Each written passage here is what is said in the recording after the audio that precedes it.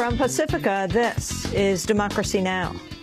There is this long-standing relationship, and it should really give us pause about the kind of people that we support today, because we don't know what sort of consequences we might be engendering tomorrow. We speak with Matthew Akins, who's just returned from 2 months in Pakistan, examining what led to the capture and killing of Osama bin Laden. His piece is called The Doctor, the CIA, and the Blood of bin Laden.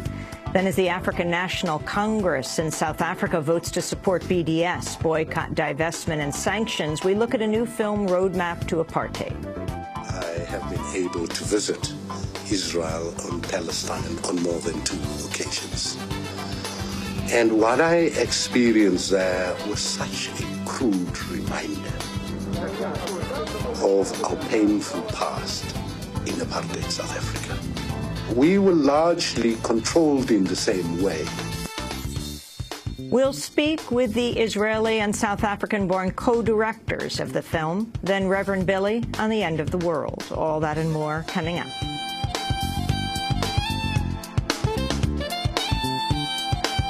Welcome to Democracy Now!, democracynow.org, The War and Peace Report. I'm Amy Goodman. People across the United States are expected to join a moment of silence at 9:30 this morning to mark 1 week since the massacre at Sandy Hook Elementary School in Newtown, Connecticut. Last Friday morning, Adam Lanza opened fire at the school, killing 20 children and 6 adults. A series of back-to-back wakes and funerals are continuing for the victims. Those mourned on Thursday include Catherine Hubbard, Benjamin Wheeler, Jesse Lewis, and Allison Wyatt, all age 6, and Grace McDonald, age 7. A service was held in New York for teacher Anne-Marie Murphy, who's believed to have used her body to shield students from a hail of bullets. 30-year-old teacher Lauren Russo was also mourned Thursday in Connecticut. Russo's partner of a year, Tony Lusardi, spoke to CNN. I want the world to know that Lauren was a great person. She touched the lives of everyone she ever met, even if you only met her once. You liked her, but she was a great person, and she didn't deserve this. No one deserved this. A private memorial service was also held Thursday in New Hampshire for Nancy Lanza, the mother of the gunman and his first victim. Adam Lanza shot his mother in her bed with her own gun before driving to the elementary school. Vice President Joe Biden met Thursday with cabinet members and law enforcement officials from around the country as part of the Obama administration's push for tighter gun control in the wake of the Sandy Hook massacre. Speaking to reporters before the meeting, Biden affirmed the president's commitment to reform. The president is absolutely committed to keeping his promise that we will act, and we will act in a way that is designed, even if, as he says, we could only save 1 life. We have to take action. The National Rifle Association is expected to break its silence following the Newtown killings today with a news conference by its CEO, Wayne LaPierre. The pro-gun group issued a statement earlier this week promising, quote, meaningful contributions to help make sure this never happens again. The NRA's Facebook page went dark, and activity was suspended on its Twitter account last Friday following the shooting. Amidst the growing national conversation on gun control and mental illness, a new analysis has found millions of mental health records remain missing from the national database used by gun dealers to run background checks on buyers. The group Mayors Against Illegal Guns found 19 states have provided fewer than 100 mental health records each to the database. House Speaker John Boehner's failed to gather enough support from his own party to pass his purported Plan B, aimed at forcing concessions from President Obama over the so-called fiscal cliff. Boehner's plan would have extended Bush-era tax cuts for virtually everyone except those earning $1 million a year or more. That's far higher than the $250,000 income threshold long sought by President Obama. Obama floated a compromise at $400,000 earlier this week and has also offered to cut his revenue target and allow curbs on so-called entitlements like Social Security. Speaking on Thursday, Ohio Congressmember Dennis Kucinich blasted a potential compromise measure called a chained CPI that would impact Social Security payments. As cost of living goes up, seniors inevitably turn to cheaper alternatives. For example, if seniors eat steak, but then can't afford its higher price, they can switch to something cheaper, like cat food. And the cost of living calculation would change to the cheaper item, cat food. So the less you pay for food, the less benefits you get. The changed CPI benefit cut will chain aging seniors to a poverty of choices, a lower standard of living with cheaper products. The changed CPI formula doesn't take into account seniors' rising health care costs. If it benefits would go up. There is no justification to cut security benefits. No to throwing seniors off the fiscal cliff. No to a cat food Christmas. Police in Egypt have fired tear gas canisters today in Alexandria as supporters and opponents of President Mohamed Morsi clash a day before the final stage of voting on a controversial draft constitution. The two sides hurled stones at each other during a rally called by Islamists who support the constitution. Morsi's opponents have called for voting against the document. At least 8 people died in clashes leading up to the first day of voting on December 15th, when a 57% majority backed the Constitution amidst numerous complaints of violations at the polls. Outcry is continuing in India over the gang rape and beating of a 23-year-old student on a bus in Delhi. The woman was hospitalized and remains in critical condition after the attack Sunday night.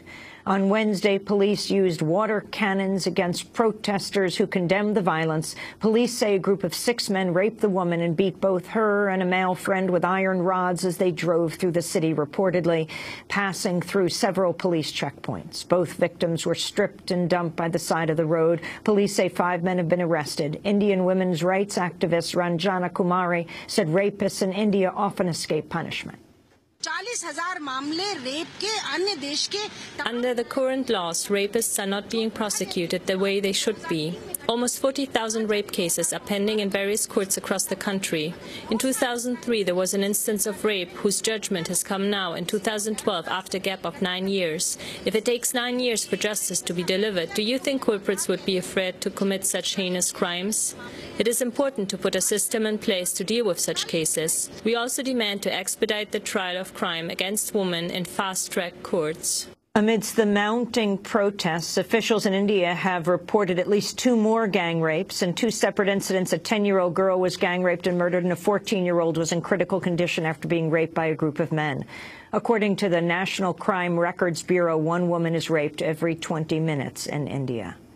A new case of mass rape has been reported in the Democratic Republic of Congo. The UN mission for the DRC says 126 women were raped in eastern Congo last month after Congolese troops fled there to escape rebels advancing on the provincial capital of Goma. 2 Congolese soldiers have been arrested to date in connection with the violence.